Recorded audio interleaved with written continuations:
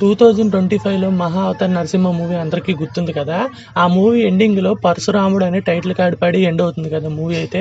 ఇప్పుడైతే ఆ 'పరశురాముడు' మూవీ నుంచి అయితే గ్లిమ్స్ అయితే వచ్చాయి. గ్లిమ్స్ అయితే బ్లడ్ బాత్ లాగుంది. నేను చెప్తున్నాను కదా 'మహా Avatar Narasimha' movie last 30 seconds ఏదైతే ఉండిద్దో మూవీ మొత్తం అలాగే ఉండిద్ది 'పరశురామ' అనే మూవీ.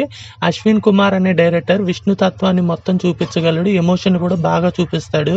అప్పటికే యానిమేటెడ్ మూవీ అయినా సరే మూవీలో మనకి ఎంత డెప్త్ ఉండిద్దో చూసాం 'మహా అవతార్ నరసింహ' మూవీలో. ఇప్పుడు వచ్చే 'పరశురాముడు' మూవీ కూడా అంతకు మించి ఉంటుందని ఒక ఇంటర్వ్యూలో తను చెప్పాడు. నేనైతే లీగల్గా వెయిట్ చేస్తున్నాను. మీరేమనుకుంటున్నారో కామెంట్ చేయండి. గ్లోబ్ ట్రోటర్ ఈవెంట్ ఎప్పుడైతే పెట్టి టైటిల్ అనౌన్స్మెంట్ గ్లిమ్స్ అయితే ఎప్పుడైతే వదిలాడో ఆ తర్వాత నుండి అయితే వారణాసి మూవీని మర్చిపోనివ్వకుండా అయితే చేస్తున్నాడు రాజమౌళి.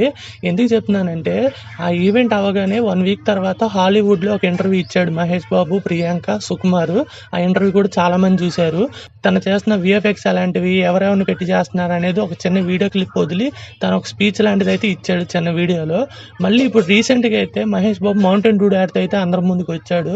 ఆ లుక్స్ కానీ స్వాగ్ కానీ అసలు వేరే లెవెల్లో ఉన్నాయి. ఎందుకంటున్నానంటే మౌంటైన్ డూడ్ యాడ్ అనేది ఈ ఐపీఎల్ సీజన్ నడుస్తుంది కదా, ప్రతి ఓవర్కి ఒక యాడ్ వస్తూ ఉంటాయి కదా. ఫస్ట్ యాడ్ అయితే మౌంటైన్ డూడ్ యాడే వస్తుంది. బిగ్గెస్ట్ ప్రమోషనల్ మూవీ ఇదైతే కనుక.